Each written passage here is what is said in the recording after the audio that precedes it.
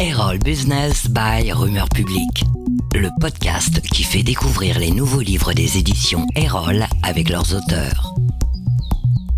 Bonjour et bienvenue dans Erol Business by Rumeur Publique. Je suis Jean-Christophe Latournerie et j'ai le plaisir aujourd'hui de recevoir Cyril de Souza Cardoso au sujet de son nouveau livre Data Power avec un sous-titre très expressif « Comprenez et exploitez la valeur de la donnée ». Bonjour Cyril et merci de participer à ce podcast. Bonjour Jean-Christophe. Cyril, après un Master 1 de l'École nationale de la statistique et un Master 2 au CNAM, vous êtes un entrepreneur, je dirais même un multi-entrepreneur, dans différents domaines et en particulier dans le conseil aux entreprises. Vous êtes aussi l'auteur de nombreux livres édités chez Erol Business. Ce livre Data Power est le fruit d'un travail collectif, vous l'avez réalisé avec Emmanuelle Gallou, qui est experte en exploitation de la data et qui a collaboré avec de nombreuses startups. Il y a aussi Aurore Kervella qui dirige une équipe de data scientists dans une start-up française après avoir été Marketing Analytics Manager chez Uber à San Francisco. Enfin, Patrick Kwok est statisticien dans le secteur public. Une belle équipe d'experts et de spécialistes pour traiter d'un sujet d'actualité, la data et son exploitation. Il est commun de dire aujourd'hui que la data, la donnée, est l'essence d'une nouvelle génération d'entreprises qui savent recueillir, raffiner, travailler et exploiter des données numériques. Les plus grandes entreprises du secteur ont d'ailleurs fondé leur succès sur une approche qui est plus qu'un savoir-faire, est un véritable état d'esprit. Comme le laisse présager la qualité des auteurs, votre livre traite le sujet avec méthode en donnant de nombreux exemples très inspirants. En 4 parties très structurées, vous couvrez l'ensemble du sujet.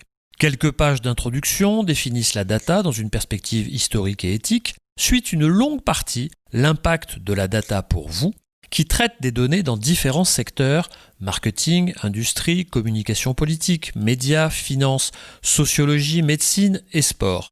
Chacun y trouvera des clés pour son propre secteur et des inspirations trouvées aux meilleures sources. Reste à passer à l'action, sujet de la 3e partie avec des notions statistiques de base, le data mining ou l'art de fouiller les données, les problèmes de visualisation, partage et sécurisation des données.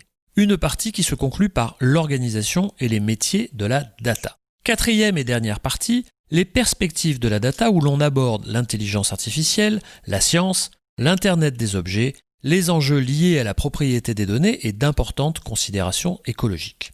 Un lexique très bien fait et très complet suivi d'un index précis facilite une lecture non linéaire pour offrir de multiples entrées adaptées aux besoins de chacun, débutant ou connaisseur. Data Power, un livre clair, structuré, sans jargon pour découvrir ou approfondir cet univers des data et mieux comprendre leur utilisation pour mieux les exploiter. Mais maintenant, quelques questions à Cyril de Souza Cardoso. Première question, cher Cyril, à qui s'adresse ce livre en premier et à qui pensiez-vous en l'écrivant ? Alors, l'origine de ce livre, c'est une conversation avec un décideur politique qui, au sortir d'une réunion sur l'installation de caméras de vidéosurveillance dans sa ville, avait été confronté à des experts qui n'arrêtaient pas de lui parler d'algorithmes, de réseaux de neurones. Et en sortant de cette réunion, je vois ce décideur politique qui me dit que finalement, il a passé cette réunion à rien comprendre à ce qui lui était expliqué, puisque lui-même ne savait pas ce que c'était des algorithmes de réseaux de neurones. Et quand lui-même a posé la question, moi qui sais ce que c'est, j'ai eu du mal à lui expliquer. Et là, je me suis dit qu'il y avait un sujet, à savoir finalement expliquer au grand public qu'est-ce qu'était la data, en quoi elle est au cœur de notre monde et comment finalement la rendre accessible, parce qu'il y a un enjeu de compréhension du monde et d'action dans le monde qui nous entoure. Et donc en écrivant ce livre, j'ai pensé à ce décideur politique, mais j'ai aussi pensé à ma maman qui a besoin finalement de comprendre le monde qui l'entoure, donc le rendre accessible ces notions-là. Et en écrivant l'ouvrage, je me suis rendu compte que je l'écrivais aussi pour moi. Parce que vous avez dit, on a été 4 experts à l'écrire. Et au fond, même nous, dans l'univers de la data, on a beau chacun être des experts, eh bien, on maîtrise aucunement l'ensemble de toutes les dimensions. Et il était important de croiser nos regards. Donc, nous-mêmes, on l'a écrit pour nous. Donc, je crois que c'est à toutes celles et ceux qui veulent en tout cas comprendre qu'est-ce que la data et quels sont les enjeux qui l'entourent. Dans ce livre, vous abordez l'utilisation et la valorisation de la data dans plusieurs secteurs, en donnant des exemples très très intéressants. Est-ce que d'après vous, la data aujourd'hui est essentielle dans tous les secteurs économiques, sans exception ? Alors quand vous me posez la question, j'essaie de réfléchir à moi, je me dis tiens, quel serait le domaine dans lequel il n'y a pas de données ? Alors là comme ça, j'ai pas d'exemple, donc je dirais pas que c'est sans exception, mais même si je pense par exemple à un artisan, quand il va nous définir sa notion de prix, eh bien, il lui-même agit avec de la donnée. C'est-à-dire qu'il compare ses propres prix avec ses propres concurrents.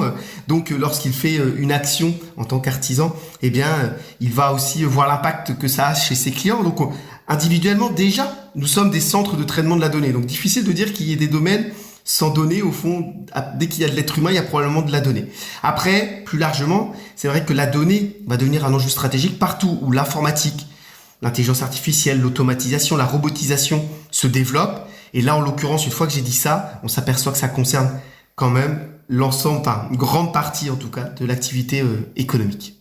Donc si nous sommes tous concernés par cette data, d'après vous, et ce que vous dites dans le livre en fait, par où faut-il commencer pour se lancer et pour déployer une stratégie de valorisation de ces data ?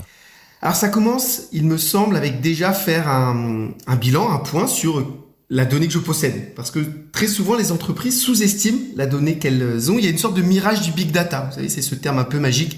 Le big data, on voit des grands ensembles de données et c'est un peu ce mirage. Alors, sauf que le big data, c'est qu'une partie, d'ailleurs, de l'univers de la data. On a aussi ce qu'on appelle le small data. Ça, c'est petites données que n'importe quelle, même petite entreprise a. Son carnet de clients, son carnet de commandes, son programme de fidélité.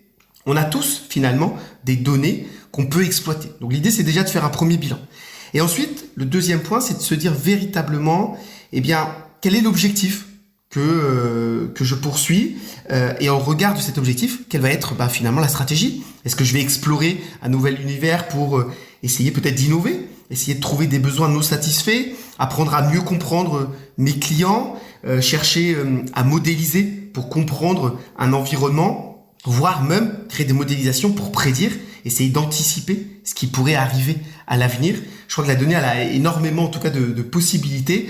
Et à partir de là, alors bien sûr, on aura plein d'interrogations sur la manière de stocker ces données, de les sécuriser. Est-ce qu'il faut ouvrir ou pas ces données, ce qu'on appelle l'open data, mais aussi quelle organisation en interne autour de ces stratégies-là. Mais le but, c'est véritablement de se dire quel objectif je poursuis. Et idéalement, la donnée doit être mise au service ou de l'amélioration continue, ou de la simplification, ou de l'innovation.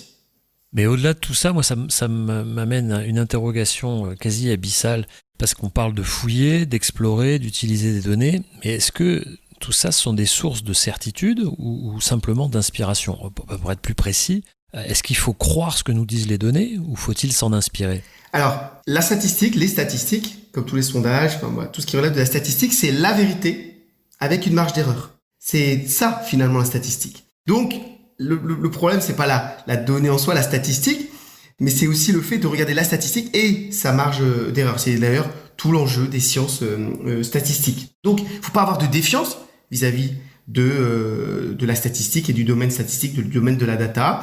Il faut pas non plus confondre cependant, la carte et le territoire. La donnée, ça nous donne une approche de la réalité. C'est pas la réalité en soi, donc il faut avoir un peu de recul.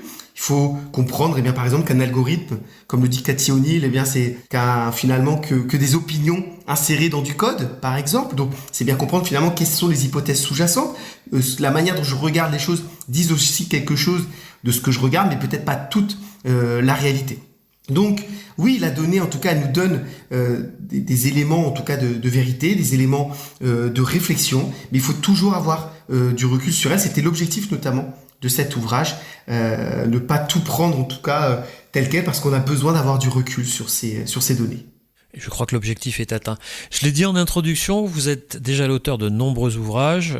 Quand on a écrit plein de livres, on continue à écrire. Pouvez nous dire de quoi traitera votre prochain livre ? Alors, mon prochain ouvrage va traiter d'un des algorithmes les plus passionnants qu'il soit, c'est l'algorithme humain, puisque mon ouvrage s'appellera Manager Sapiens et va porter sur le sujet du management. Et à l'ère technologique, je crois qu'on est en train de faire l'erreur de prendre les êtres humains dans nos organisations pour des machines qui doivent toujours produire plus, sauf que non, la machine est faite pour produire toujours plus, pour aller toujours plus vite. Et l'être humain, lui, il est fait pour vagabonder, pour créer, pour imaginer, pour échanger, pour partager. Et donc, il faut transformer nos modes de management de nos organisations modernes. Et ça va être l'objectif de cet ouvrage. On a hâte de le découvrir. Merci Cyril de Souza Cardoso. Merci. Data Power, comprenez et exploitez la valeur de la donnée. Un ouvrage de Cyril, d'Emmanuel Gallou, Aurore Kervella et Patrick Kwok aux éditions Erol. À bientôt donc pour un nouveau podcast Erol Business by Rumeur Publique.